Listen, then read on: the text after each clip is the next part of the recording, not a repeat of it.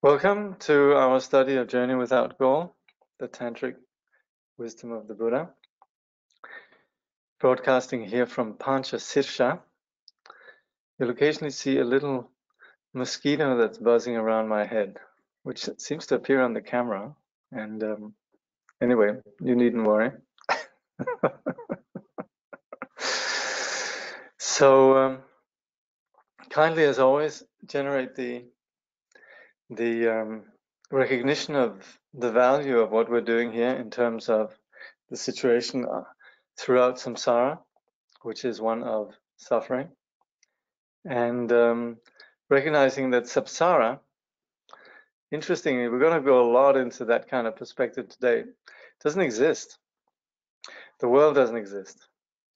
The dualistic world that we imagine actually doesn't exist. We're going to look at and yet we do take it very seriously, and it does appear very real.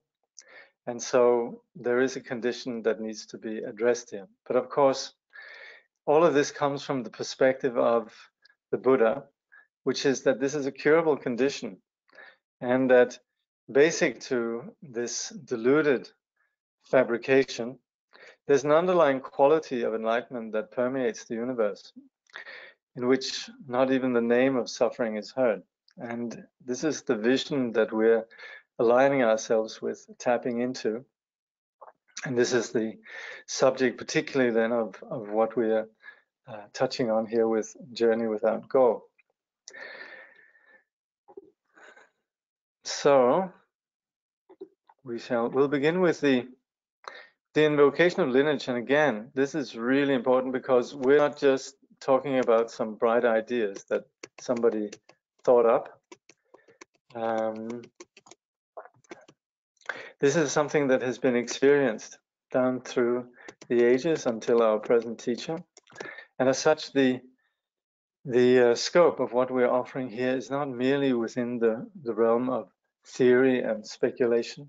It's very much, you could say, there's a whole heritage of men and women from the time of the Buddha until the present day that have discovered something, and it's in connecting with these persons and their culture, and particularly engaging and understanding, recognizing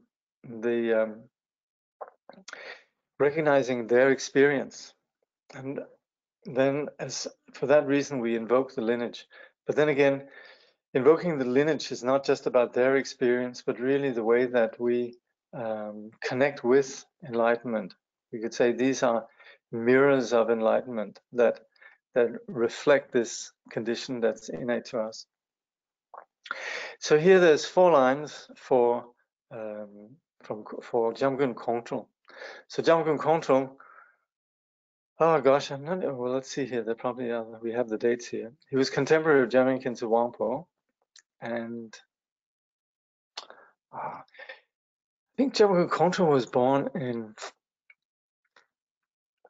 he died after Jamgon Khyentse Wangpo, and he would have died in the 1890s, and he would have been also born around 1820, a little bit before or after. But anyway, Jamgon Kongtrul, as many of you know, was huge. And while we, in the Khyentse context of Siddhartha's intent, very often talk about Jamgon Khyentse Wangpo, we almost just as often talk about Jamgon Kongtrul, simply because together Jamgon Kongtrul and Jamgon Khyentse Wangpo really spearheaded what we call the Rime tradition, the non-sectarian approach, which very much emphasized the practice of meditation, very much emphasized the practice of study and appreciating all the various traditions of Tibetan Buddhism, particularly with the aim to put it into practice. And Jamgon Kongtrul's life was extraordinary. Sometimes we would say, if you look at all the teaching that he had done, you would think that he had done nothing except teach all his life. If you look at all the retreats that he did, you think he had done nothing but retreat. And if you look at all the work that he did in terms of restoring stupas, establishing retreat centers, traveling, and so on, then you would think that he had done nothing except work all his life. So he was somebody who was incredibly prolific, and we have something like 90 volumes of his his works. A lot of it was work that he did with Jamgon Khyentse Wangpo, but we would say these are really Jamgon Khyentse's writings. And we talk about what's called the 5 treasuries, which are then the treasury of all the collected, sort of an ontology of all the most important treasure teachings in Tibetan Buddhism. Then we have the treasury of knowledge, Shita Khyentse, which is actually only 2 volumes or 3 volumes, but that in its translated edition, it is translated into English, amounts to 10 volumes. Then we have the treasury of spiritual instruction. Then, and this is being translated by Tsadra, then we have his own writings, which is called Gyatchen Kadze. And then we have the Kaju Ngatse, which is all the treasury of all the Kaju teachings. So Jamgon Khyentse was initially brought up in a Bönpo family, was extremely bright, got a job in the administration of Dege, and there he was recognized by some of the lamas as being exceptionally bright, and he ended up working and becoming a student. And he first actually worked at Shichen in eastern Tibet, but then he became a student of Tai Situ Pema Nyingche and moved to Palpong, studied there. He then met Jamgon Khyentse Wangpo and Chögyam and began working extensively together with them, and also stayed in retreat for a large part of his life, writing and granting empowerments and so forth. Anyway, he left this enormous legacy. So Jamgon Khyentse is one of the really giants of Tibetan Buddhism, particularly then in recent time. So it says here in the footnote, the next 4 names all belong to the author of this text, Jamgon Khyentse Lodrötai. The first name he received when he took the Vinaya vows, the second when he took the Bodhisattva vow, the third when he received Abhisheka, formally becoming a student of the Vajrayana, and the last name was given to him when he was formally recognized as a Tertön, a discoverer of Terma, which means the last name was given to him by Guru Padmasambhava. So we read, Ngawang Yönten Gyamso, think of me, look upon me from the realm of the union of space and wisdom. May the habit of solidifying reality fall apart, and may I bring whatever occurs on the path, to the path. Son of the victorious ones, Lodrötai, think of me. Look upon me from your nature of Maitri and compassion. Enable me to realize that all beings are my kind parents and wholeheartedly accomplish the benefit of others. Pema Kargi Wangchuk, think of me. Look upon me from the realm of great bliss and luminosity. Help me to liberate the 5 poisons into the 5 wisdoms and destroy my clinging to loss and gain. Tenni Yundrung Lingpa, think of me. Look upon me from the realm in which samsara and nirvana are equal. May natural devotion be born in my being. May realization and liberation simultaneously increase.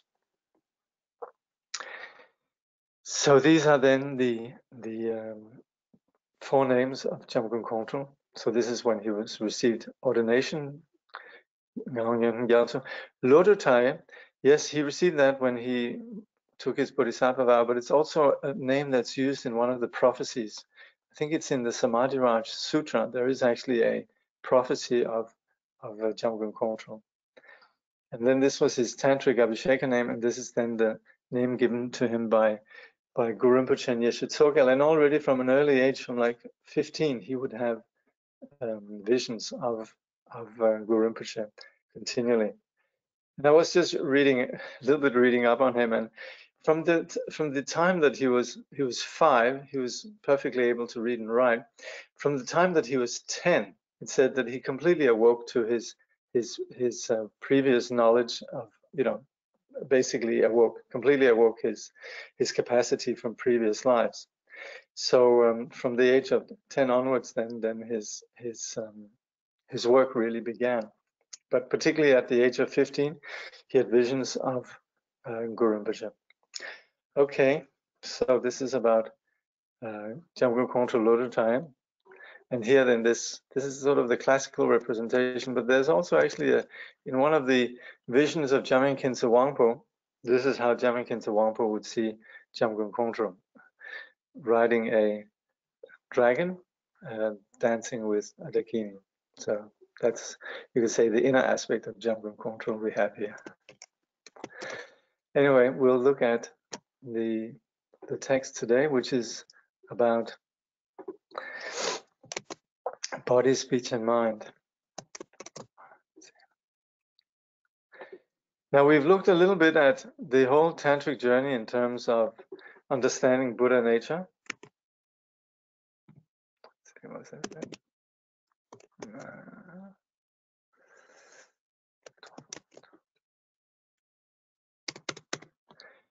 And how that is brought forth in relation with the Vajra master, and then receiving Abhisheka. And then receiving Abhisheka, then beginning to work with visualization, which is really about working with understanding our particular disposition and understanding the nature of the world, seeing beyond the ordinary appearances. Now we're going to look at how this works on a more subtle level. So you could say visualization is really the ground of the Vajrayana path. It's recognizing the purity that we normally fail to see. So visualization is very much recognition of that which we overlook. It's actually beginning to see clearer. When we talk about visualization, I might have mentioned last time this example that we often give, which is, it's a bit like, visualization is a bit like when we have jaundice or when we have some liver illness that makes us see white surfaces as yellow. And that's where we presently, due to our confusion, we see white as yellow. So we have a conch and we see it as yellow. But what we do in Vajrayana is we're seeing it as yellow, but we're visualizing it as white because we know it's white. And when we're visualizing the world as pure, it's because we know it's pure. It's not that we'd like to think that the world is pure. It's that we recognize that our individual perception is entirely our doing, and that the phenomenal world exists in an intrinsic purity beyond our conceptualization and projections. And that's where visualization then is, you could say, realigning ourselves with a proper clarity, seeing phenomena clearly. In doing so, then we're working with the entire realm of our being, which then is comprised of body, speech, and mind. And very often in the context of the general Buddhist vehicle, we very much focus on the mind. In the Vajrayana, however, we incorporate a complete, you could say, vision of the phenomenal world, and particularly our own body, speech, and mind, which is very much what our being is made out of. Our physical embodiment, our energetic dimension, which is also the dimension of speech, and of course, all the intangible dimension of the mind. So these three really constitute who we are. So Trungpa says, an important principle in the tantric tradition is the role of body, speech, and mind in our relationship with the cosmos or the world. The Vajrayana teachings place great importance on these principles. In fact, the notion of Vajra nature is developing Vajra indestructible body, Vajra speech, and Vajra mind. We have certain ideas about what body is, what speech is, and what mind is, but we should examine the tantric understanding, which could be quite different from our ordinary associations. So here we're talking about something that in Tibetan we talk about nyume gosum, which means the innate subtle body, speech, and mind. And nyume dojasum, which are the innate three Vajras. And this is also synonymous with Buddha nature. We would say this is our body, speech, and mind properly understood. So this is where we bring to this understanding of body, speech, and mind, not particularly an alternative, higher perception of things, but actually an understanding of our reality beyond what we normally, on the very superficial level, end up assuming. And what follows now is it's a discussion which very much incorporates this dimension of what we could call the middle way, the understanding of emptiness. And Trungpa very much presents this with an appeal to the intuitive intelligence of the audience, and also very much, you could say, leaves things without going into you could say leave things without getting too scientific or detailed, very much sort of painting the mood of what he's talking about. He says the sensory world of the body obviously includes shapes, colors, and sounds. That is quite simple. We all know that. At the same time, the body has a divine or transcendental aspect. There is a transcendental aspect because bodies are not really bodies, shapes are not really shapes, and sounds, sights, and colors and touchable objects are not really there. At the same time, they are actually there. That kind of phenomenal play between existence and non-existence take place all the time, and we are pushed back and forth. In general, either we say that we are not there and we hold on to that particular metaphysical argument, or else we say that we are there and we try to hold on to that metaphysical standpoint. But in Tantra, we cannot hold on to either of those views. We cannot hold on to any of our sense perceptions or experiences. Now, when you read this is all very good, and you can say that sounds interesting. If you're positively minded, you might say that sounds groovy, that sounds far out. And if you have a lot of faith, you'll say, yeah, that sounds just right. But unfortunately, and this was delivered in the 1970s, you could do that. But I think at this point in age, we've become a bit jaded and a bit skeptical, also with regards to the spiritual journey. And you could say Buddhism has reached a certain place of maturity in the modern world. And this is where we're actually, you couldn't actually say this in Tibet. You'd have to actually substantiate that with some solid science. What are you saying, that you're not here and then you're holding on to that, or you're saying you are here and you're holding on to that? What exactly do we mean? That's where we can't really leave this vague. Now, Trungpa Rinpoche doesn't go into this, but this is exactly the subject of what we call the middle way. Now, a lot of people, they would say, well, the middle way, Madhyamika, it's so philosophical. Can I please not do that? And sure, we can absolutely not do it. If we're completely able to just go with faith and trust in the practice, by all means. But it's very difficult. And here, when we come across something like that, we might say that sounds wonderful, but what exactly does it mean? And we actually have to establish what we are talking about as this interesting thing, or this interesting reality, that phenomena, they exist because they don't exist, that they're non-existent because they exist. They are dependent arising. And if things really truly weren't there, they could never exist.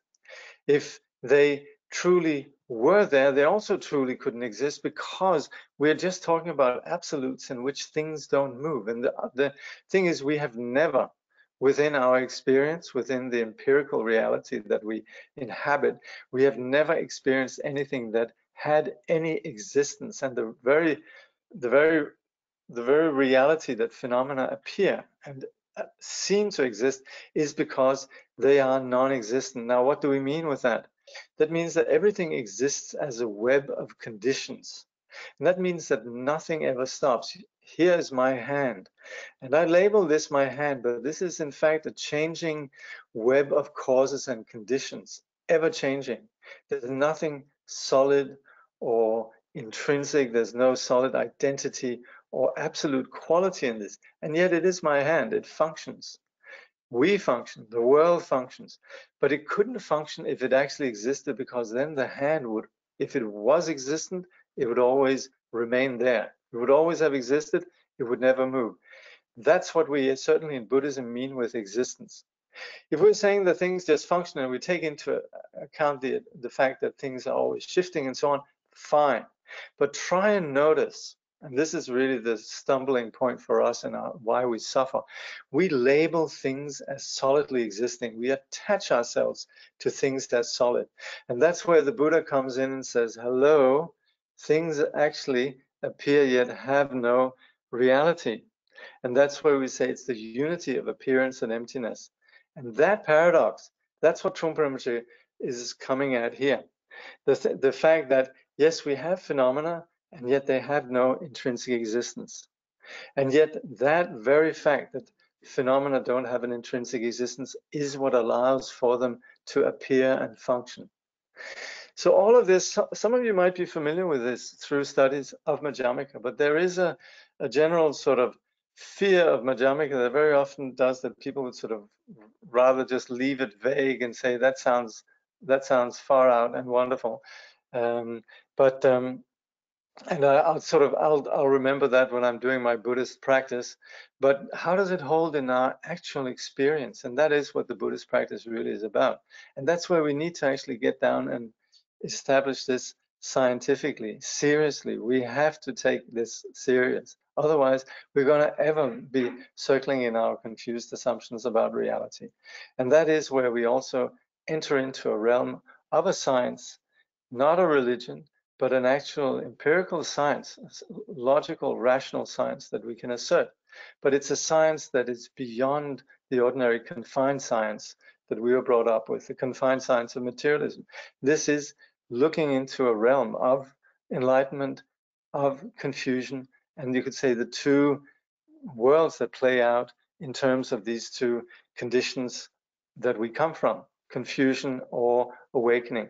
And of course, the confused condition being one of suffering, here we're talking about trying to see, take a hard look at the confused condition and discover within it the actual unconditional awakened condition that's basic to it. So Trungpa Rinpoche continues, and you might say, why is he going on about that? Because this is just to prepare you for what follows. Trungpa Rinpoche says, things are there because they are not there. Otherwise, they could not exist. They are there because they are dependent on their non-existence. Things cannot exist unless they can non-exist. A white poodle crossing the highway is not a white poodle because her whiteness depends on blackness. Therefore, the white poodle is a white poodle because the whiteness depends on blackness. Here again, we're simply talking about that phenomena exist relative to other notions. So when we assert white, we do this because we know it's non-black. Likewise, any given phenomena exists because of it exists because that it's not what it's not. This you might think sounds like sophistry and that it's just there to trip you out. But this actually, we can check that. That is how we assert things in terms of what they're not. And so you see, to actually see what things are, we actually never touch the object that we're looking at. We're touching our version of the object. So we have some, you could say, universals that we attribute as labels, but the actual object, the particular itself, we actually never truly touch. So this is something that I would say, you could say, oh, this was an interesting chapter, but I don't really understand what it says. I would rather say some of this, let it wash over you, but come back to it. Come back to it, and very important to think about it. So, a white poodle crossing the highway is definitely a white poodle because she is not a black poodle. At the same time, there is no highway. It is very simple logic. In fact, it is simple-minded. The crescent moon is a crescent moon because it's not a full moon. But on the basis of that very simple logic, we can build fascinating and sophisticated logic. I exist because I do not exist. You exist because you do not exist. I and you exist because I do not exist, and you and I exist because we do not exist. To understand that type of logic requires training, but it is actually true. Once we look into that system of thinking, the sun is black because it is bright. Daytime is nighttime because it's daytime, and so forth. So, and that's where if we've taken refuge in the Buddha, we're taking refuge in the Dharma, and so forth, Sangha, then we actually owe it to ourselves to find out what does this mean. Because as long as we're stuck in objectifying things solidly, we miss the point. We are continually constructing versions of our reality, and that reality that we're construction, if we investigate, doesn't exist the way that we think it does. We're not talking about something that's just marvelous and wonderful and weird, but we're talking about actually looking how phenomena exists in relationship. It is very simple, because all we're just saying is that phenomena appear as a web of causes and conditions. So in that sense, they don't have a solid inherent existence, and yet they appear. But the way that we label them, it is then that we say this exists because we know there's that, and that exists because of this. White exists on the basis of black, and sunshine and brightness only exist on the basis of understanding the other. So in this way, the phenomenal world exists simply as labeling. Now, Trungpa continues, the existence of body or shape or form is usually such a hassle for us that we cannot solve problems of logic. At the tantric level, the logic of believing in being or form, believing in the actuality of physically existing here right now, I have my body and I am fat or I am thin, begins to become a problem. And at the same time, it becomes a source of study. The body exists because of its bodiness. That might be our psychological attitude. But when we again ask what bodiness is, we discover it is non-bodiness. We cannot find an answer because answers always run out. That is both the problem and the promise. So it's a problem because we fail to try to find a reference point that we can feel at home in and we can feel snug in. That fails, and that's the problem. And yet that is the promise, because we could very well exist without these reference points. And that's where we can begin to discover bodiness. That's where we begin to be comfortable with this dimension. The Vajra Mandala of body refers back to the back and forth play. Things are seemingly there, but at the same time, they are questionable. That play gives us enormous ground to work with. We do not have to work our hearts and brains to their extreme limits so that we finally become mad professors of Tantra. Instead, we can work and relate with that play of experience. At the level of the Vajra Mandala of body, our experience of the world becomes entirely phenomenological. It is a much more personal experience than even existentialists talk about. It is entirely phenomenological, and yet it transcends the notion of phenomenological experience, what the phenomena do, because the phenomena do not actually exist. Now, this is where Tantra goes beyond, you could say, the somewhat cerebral notions of the general Buddhist vehicle. It becomes phenomenology. It becomes a phenomenology of awakening. It becomes something that we live and experience. So it's not just about asserting a particular, making a conclusion about reality. So I think that's what Trungpa talks about when he talks about the existentialists, where you would then, and this of course is potentially, this is potentially sort of a, how do you say, a minefield of semantics, or rather definitions. How do we understand phenomenology? Who is phenomenology, and with which existentialists, and what about the existentialists that have a phenomenology, and so on. But strictly speaking, we could just say that the attempt to understand existence in terms of philosophy falls away at this point, and we're just about experience. And that's what we mean here with phenomenology, which is we're working with what we feel. We can understand how phenomena don't have the reality they appear to have. We can understand that. And that is really our working basis. From that, then, we can begin to let go of our fixation and our clingings and begin to actually open up to a wider dimension. And that's the vipassana that becomes the foundation for the Vajrayana view. In this case, then, the view on body and form. Next is the role of speech. We're considering speech from the same phenomenological perspective as body. We're taking the same logical stance, but we're approaching our experience from a slightly different angle. At the level of speech, there's much more movement, much more shiftiness and dance-like quality than in our experience of the body. The Vajra mandala of speech refers to the mandala of letters, which are traditionally seen as symbols and seed syllables. Relating to the mandala of letters does not mean being literate or being an educated person. Instead, it is the notion of seeing the world in terms of letters, A, B, C, and D.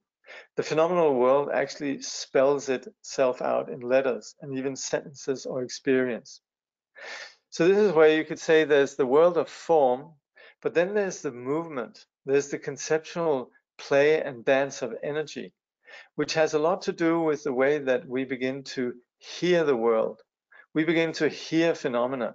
We begin to have a sense of the perceptions that we have in terms of them having a particular flavor and a particular label, a particular name. So that's where we begin to operate with this movement, this wind quality of sound. Trungpa says, through the mandala of speech, the world is seen as a world of syllables, a world of letters. My friend is made out of A. My lover is made out of BX. My sister is made out of BB. My brother is made out of BA. Everybody has his or her own symbol. Everything stands for its own point of reference, which we can read. But at the same time, it is a subtle language. Today is a B day because the sun is shining and it is hot. Tomorrow might be a next day if it's raining.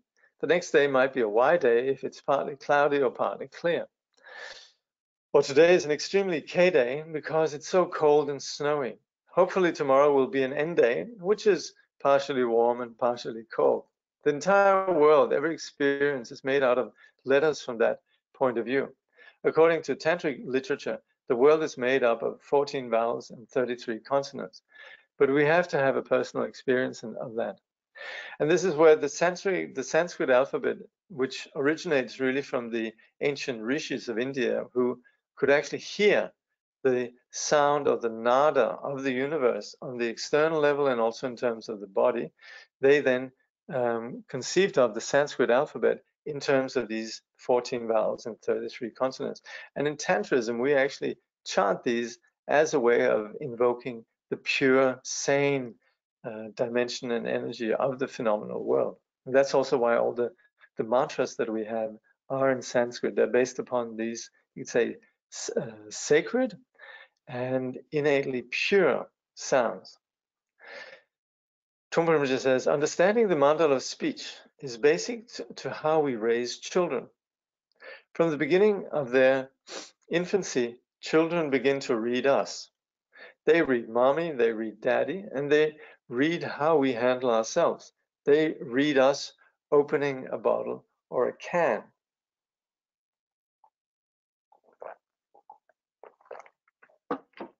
They read how we undo a box of chocolates.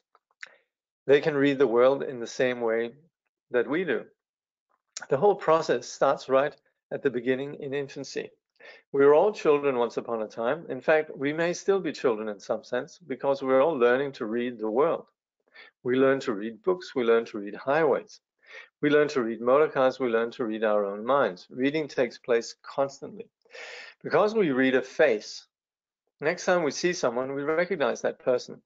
Because they also read us, they know who we are as well. In the same way that we read books, we read each other. We read constantly. But a problem occurs when we do not have any new reading material, and when the reading material that we already have has been memorized by heart. When something is interesting or challenging to us, we don't just skip over it quickly, we pause to read carefully. But when we find that we're reading something familiar, we're dying to get on to the next paragraph, and we rush. We are constantly looking for entertainment. We don't really want to read the pages of life properly, and we panic. We actually panic tremendously. From the tantric perspective, the panic is called neurosis. We run out of reading material and we panic. we begin to find spelling mistakes. When we finally become smart enough to notice them, we cease to take a humorous attitude and we begin to panic.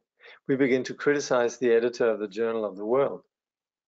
So this is where we then no longer actually reading the world, but we're just sort of rushing through the world and not really taking our time to settle in. So this is where the notion of the speed, the mandala of speech, which is very much associated with prana, is where we begin to actually work in terms of our conceptual, not just mind, but also our energy. So that's where in the Vajrayana and the whole notion of mantra, we begin to infuse this dimension of the way that we're reading the world, the way that we're thinking of the world, we begin to infuse that with this pure energy of mantra. But it's interesting that in doing so, we're not glossing over anything. We're simply just beginning to connect with the innate energy, the innate sanity. So this is again very really key point to the to the tantric approach to mantra and speech. Anyway, Trungpa then goes on to say, on the spiritual level, when people experience the neurosis of speech, sometimes they think they have opened their sound chakras. Now I can be verbose and accurate in what I have to say, and I can speak very fast. But there is some kind of problem with that approach. It's actually a reading impediment. When somebody has opened his or her sound chakra, he or she does not have to speak so fast. He does not have to write poetry suddenly or become a completely verbose person. There's something fishy about that, something sacrilegious. That is disregarding the world mandala of letters and syllables. So this is where obviously there's a very difference between us relating to this through the point of view of awakening and the point of view of ego. So mastering the speech in the terms of the ego, like Trungpa was just speaking about here, is very different from the quality of awakened speech. Next is the level of mind. Mind in this case is very simple. In fact, it is simple-mindedness. We're not talking about the mind that thinks, but the mind that feels in a haphazard way. Such a mind does not depend on whether we are educated or not. We're simply talking about the mind that feels different things in different ways. On the naive or ignorant level, the functioning of mind brings an experience of non-existence in the negative sense. We are afraid, and we do not have enough guts to realize that the phenomenal world is magical. At the tantric level, the positive experience of non-existence comes about when the mind is completely tuned into the magical possibilities of life. At the level of the Vajra Mandala of mind, subconscious gossip, or the continual background chatter and ongoing commentary of our thoughts is completely cut through. Mind is completely open. This Vajra experience of mind creates a continuous celebration in dealing with life directly and simply. At the Vajra level of mind, every situation takes place very simply on its own, and mind relates with whatever arises quite simply.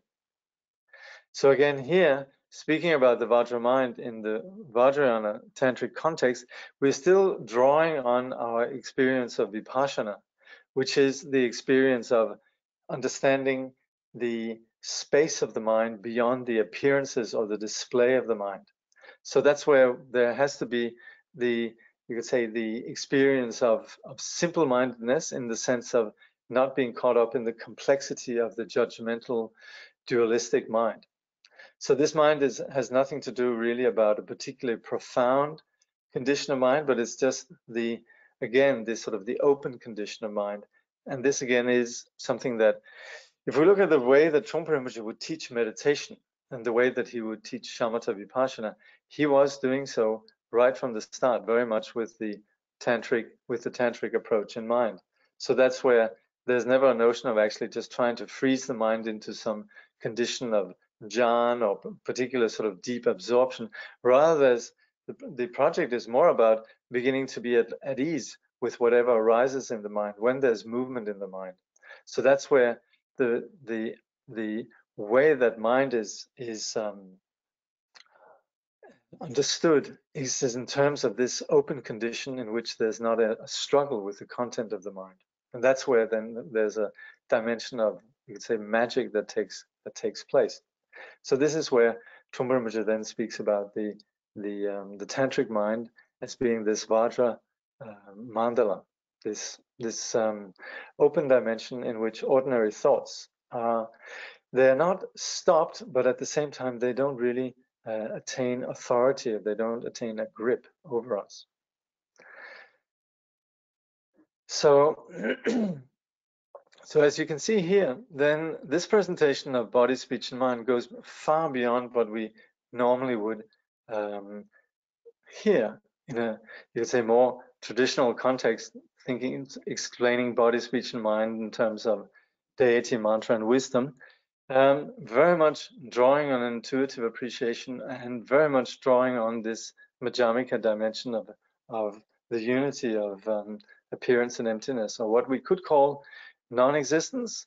But also, we're not talking about non-existence in terms of an absolute, but just in terms of things not possessing the solidity that we ordinarily think that they have. And within that dimension of non-existence, well, then we have this whole, you could say, dimension of Vajra existence that operates. So I think we'll just leave it at that. If any of you have questions at this point, we can do that.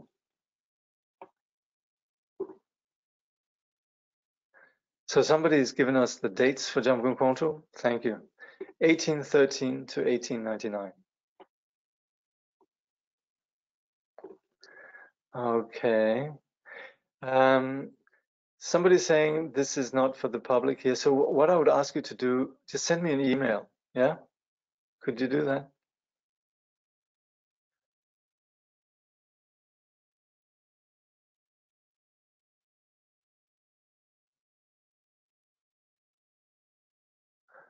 I'm sorry to hear you're having some difficulties there.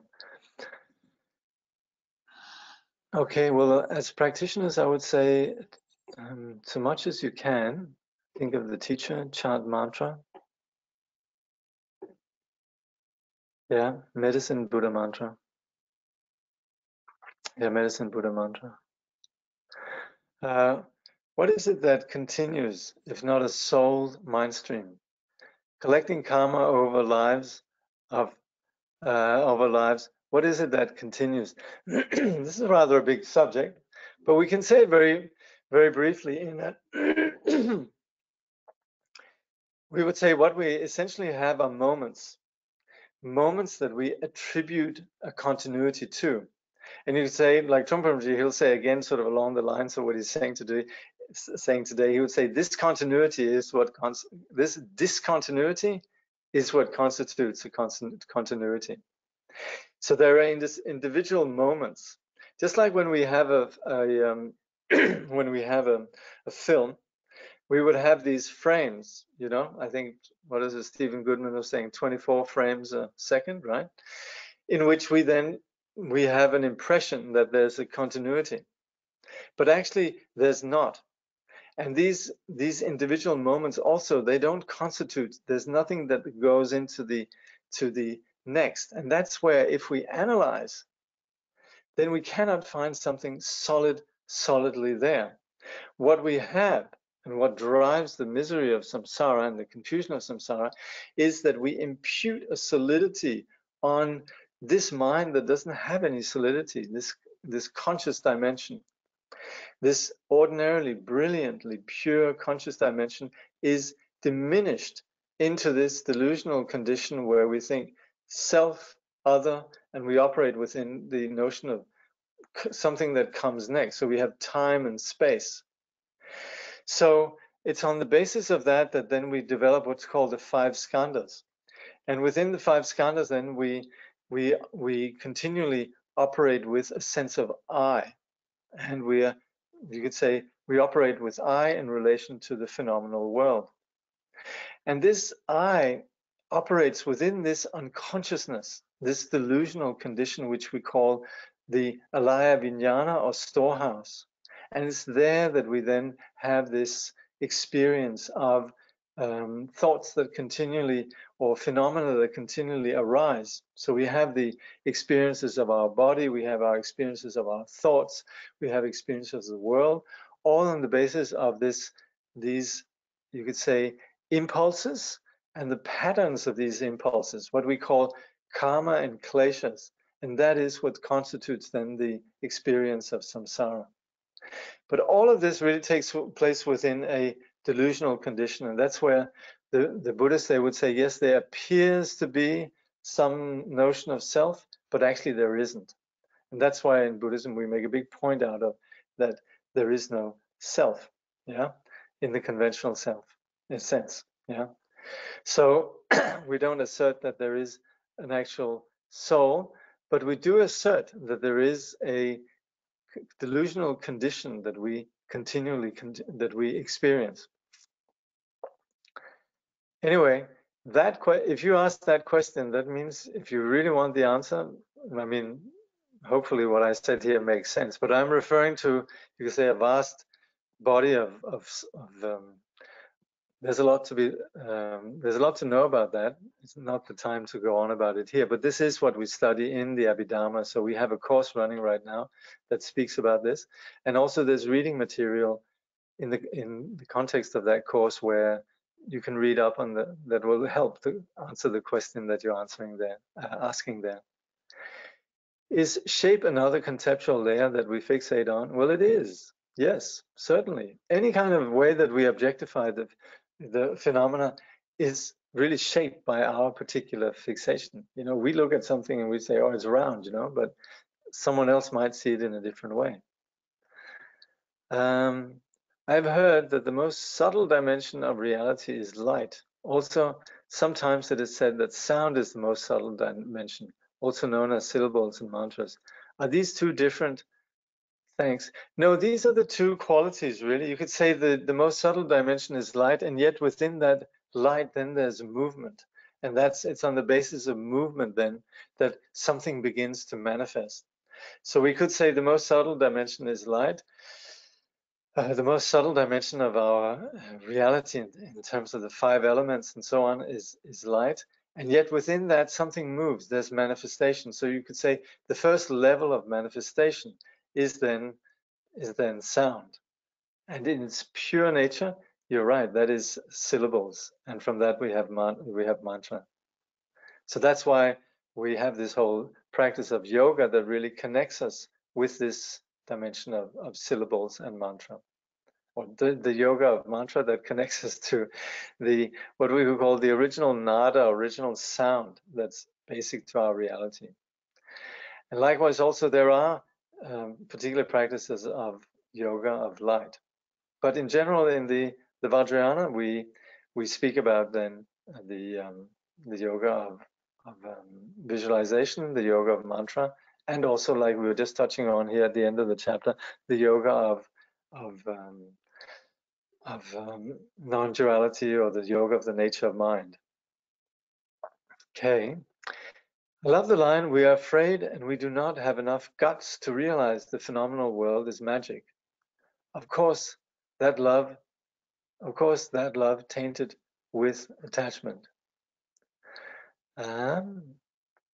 Well, yes. I mean, what we're being encouraged here is, of course, to realize the magic of the phenomenal world. But yes, habitually we retreat into comfort zone, and that's also where love then also begins to be operated with from the point of view of our comfort zone. Then it becomes attachment. Yeah. May I ask, when contemplating about impermanence, we need to open mouth or close mouth? Oh, that's very sweet. Look, I think you can contemplate impermanence with either. That's fine. When we're meditating, you know, we relax the jaw and we allow a little bit of space. So if we need to, you know, if your nostrils are blocked or whatever, you can breathe through the mouth. Some meditators they breathe through their mouth, but generally we usually breathe through the nostrils, but we always leave a little bit of space so that we can breathe through the mouth if need be. Please say more about everybody has his own symbol. Well, I should first of all say, let's just be clear. This is my reading of Trungpa Rinpoche. And you should also read this, and I'm sure you'll read things into this that I haven't seen. On the other hand, I'm familiar with this, so I take on to sort of boldly or whatever. How do you say? Foolhardily, I take on reading this and interpreting what Trungpa Rinpoche is saying, right? But I wouldn't be able to pretend to know exactly what Trungpa Rinpoche means when he says everybody has his or her own symbol. We could say that this corresponds, and we looked at this in the earlier chapter about seed syllable, that you could say the flavor of our consciousness has its own particular symbol. So we come into existence on the basis of our own person, our own identity, and you could say our own particular symbol. So that's where, for example, when you do tantric meditation, you start off with meditating on wisdom, compassion, and then entering into the phenomenal world as deity on the basis of your own particular symbol, your own particular seed syllable.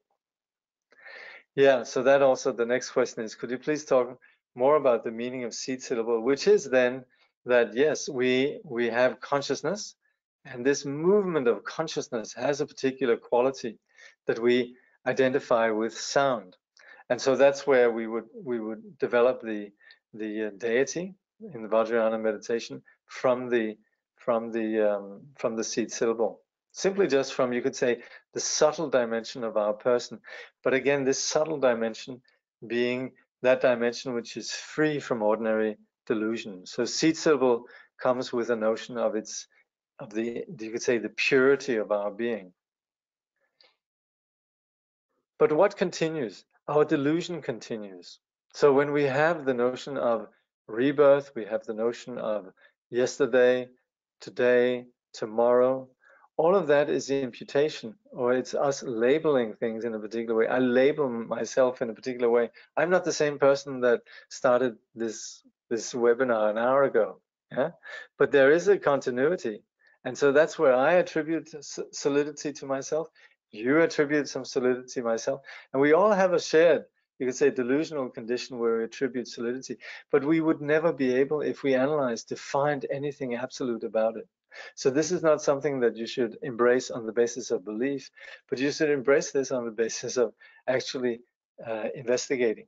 But this is, your reference here is, you want to investigate the teachings that you have in Buddhism on what we call wisdom.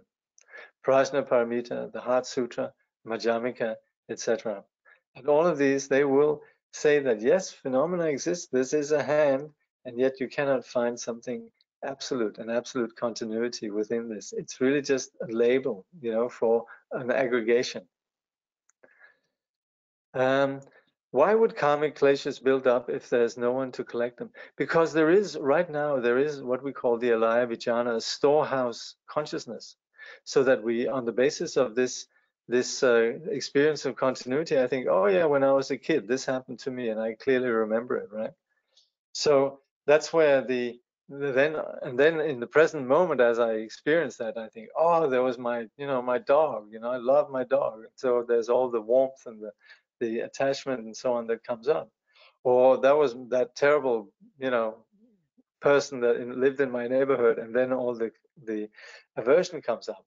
So all of that operates within a mind that attributes, you could say, an overall label and solidity to what in fact is just changes of causes and conditions. How does mudra fit in? Mudra? I don't know. Mudra has more to do with the form. So mudra, you could say, is the pure aspect of form. Yeah. So, for example, we see Jamgon Control sit here in particular mudra. This is teaching mudra, and this is where this conveys, you could say, it's body language. So mudra is, you could say, pure body language. What is the something which continues? It's a basic delusion. So in Buddhism, we talk about what we call the 12 links of dependent arising. So things arise, they appear. But that solidity that we attribute, that initial moment of attributing some solidity to that which doesn't have solidity, that is the moment of delusion. And so we say samsara begins with this confused condition, this ignorance. So we'd say the first movement that happens in our, you say, samsaric experience is this delusion. And yet this is something that we can penetrate at all times. And that's why we study, to have a clear understanding exactly what we mean with what is this delusion. And then we apply this insight in meditation, where we then discontinue the delusion. And that's where we begin to develop vipassana, insight, wisdom, and so forth. So, for seed syllables in mantras, is it important to pronounce these sounds properly? Is it dependent on the sound that comes out, the vibration of the sound, or is it something more subtle? It's both. It's very much about the attitude behind. But then again, also, yes, we would emphasize there's a lot of value in pronouncing it properly. So we try to pronounce properly. But however, the Tibetans, they would always say we pronounce it terribly, you know.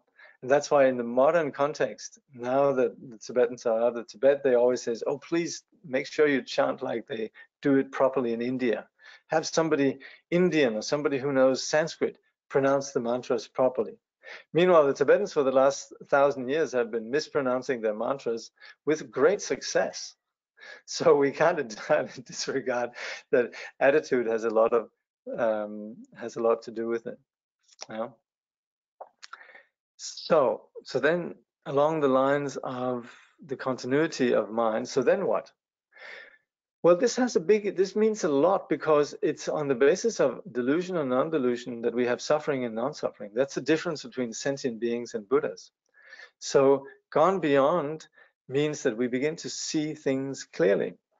For example, if we're in the cinema and we believe that what we're just seeing, some horror movie, we believe that what's being projected is real, then we suffer. The moment that somebody says, hey, it's just a movie, we actually can chill out and we can appreciate better if you really happen to enjoy horror movies, you know. But basically what we're saying here is that we begin to see properly. You could say we get out of our heads, we get out of our delusion, we begin to see wider. And that's why the discovery of the sage is not going into some transcendent dimension, but the sage actually begins to be at ease in the world. Can you speak about the Mahasiddha's interaction with our ordinary reality? Well, exactly it, actually. The Mahasiddhas would be persons that interact fully with our world and with a much greater grasp of the world, and hence also the Mahasiddhas would have great powers within the world. Where Buddhahood? Buddhahood is then the falling away of delusion. So it's just like if we had some illness or sickness, or we had, you could say, some optical phenomena happening or cataract, and then somebody removes our cataract, we see clearly. So that's Buddhahood. Is Alaya Vijnana a later invention? It was not in the original Buddha's teaching. Why it came up? Thank you. I think it very much is implicit in the teachings. The term Alaya Vijnana might have not been used, but that's basically what the entire, you could say, nature of samsara is based on. So it's not as if it's something that was invented by something. Words are just there to facilitate us understanding something. But the entire premise of the Buddhist teaching is that we have this condition of delusion, in which deluded projections unfold and seem to have an ongoing, you could say, identity and continuity. And however we choose to label it, this is then what we clear up on the practice, on the basis of the path. So whether we call it Alaya Vijnana or so on, that's almost secondary. So but yes, it would be probably associated with the Yogacharyan tradition. The Yogacharyan did a great favor to the Buddhist teaching in terms of putting language and mapping You could say the condition of samsara, the condition of the path, and the condition of awakening. Some of the other Buddhist traditions, they would more just operate with, oh yeah, it's all delusion, you know, it's non-existent and so on. That's it, you know, like the Prasangika Madhyamika. But in the Yogacaran tradition, there's a very sophisticated science of mapping all the conditions that are basic to both the confused mind and the awakened mind. To the now, yes, exactly. And the problem is when we're caught up in our delusion, we fail to see the now. So you can say part of the method in meditation is now, but we have to be a little bit careful that it doesn't become too simplistic. Just sort of, let's just be here now, man, can sometimes be a little bit overly simplifying it. If we're extremely fortunate, we might just click into it. But it also really is a question of us thoroughly understanding what is happening with us and where does the delusion take place? How do we remedy it? That storehouse can be purified completely. Yes, yes, absolutely. That storehouse consciousness, that alaya vijnana, is, you could say, the veiled condition of the originally pure ground. So just like we would say the night sky is the same sky as during the day, it's just that we can't see, it's veiled, but it's the same sky. So what we're doing on the path is simply clarifying this original ground that presently is misconstrued or misunderstood, and so we operate within this very painful condition of self. This is very real. This sense of I and me and self-centering is very painful, very real. But we also know that when we practice generosity, when we go beyond ourselves, when we get out of our heads, we get over ourselves and so forth, we let go, we are so much freer. And that's why we could say the storehouse can be purified. And then what is coming next? Well, then there's freedom. That is living in continuity in the present moment. Yeah, a lot more than that, actually. We would say all the qualities of enlightenment, love and compassion, strength, and so on, all of these qualities become manifest from the egoless condition. How to conquer laziness? Like, can't get up 1 hour earlier, prefer reading rather than contemplating. I can spend 4 hours on reading and listening Dharma teachings, but only spend 1 hour contemplating and 1 hour on practicing. Well, go slowly. So Trungpa Rinpoche says, no, not Trungpa Rinpoche, Tsongtsen Rinpoche says, when we practice, it's a bit like becoming an alcoholic. So if we just sort of gulp down a whole liter of vodka, we might, if that's our first time, we'll never do that again. But if we take little sips, so we don't begin with 1 hour, but we begin just with 5 minutes, very gently, 5 minutes, then 10 minutes, and just according to sort of really sort of beginning that it remains fresh as we're doing it. Yeah. Okay. So samsara and nirvana, no delusion now. Yes, what to do? Well, what to do is practice the path. So the practicing the path is really premised on us cultivating wisdom, and we cultivate this wisdom through hearing the teachings and then thinking about them, taking ownership of what we hear, seeing how the teaching applies to our experience, and then practicing integration through meditation and also through integrating this vision in our ordinary life. All right. So that's quite a few questions today, huh? So we'll conclude with dedication.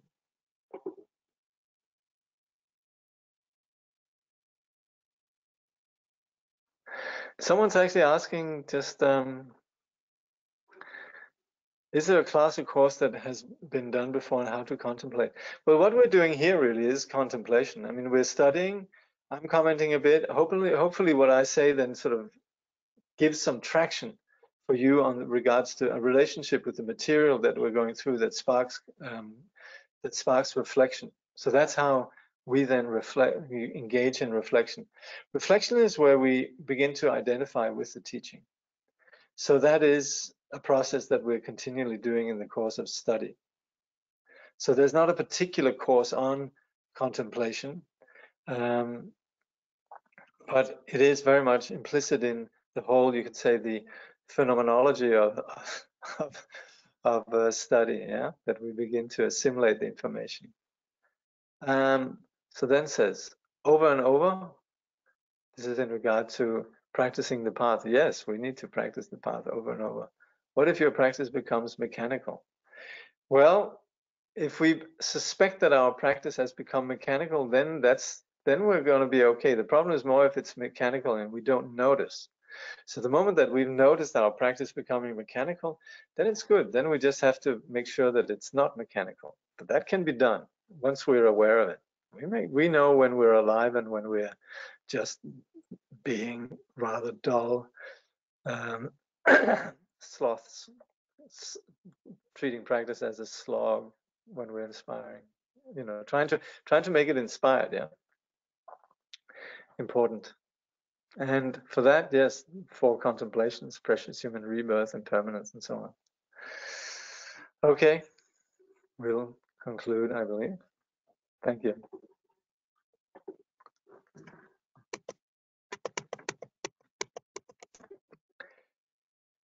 Through this virtue may all beings throughout existence awaken together without a single being left behind.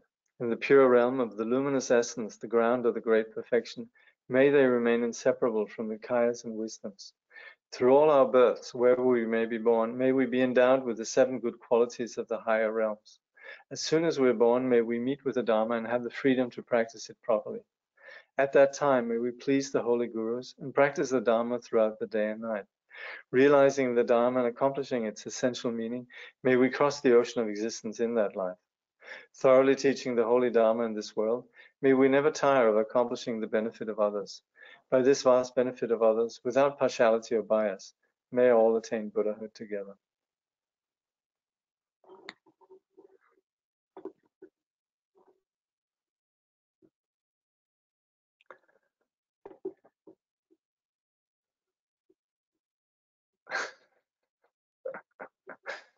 Okay, see you next time.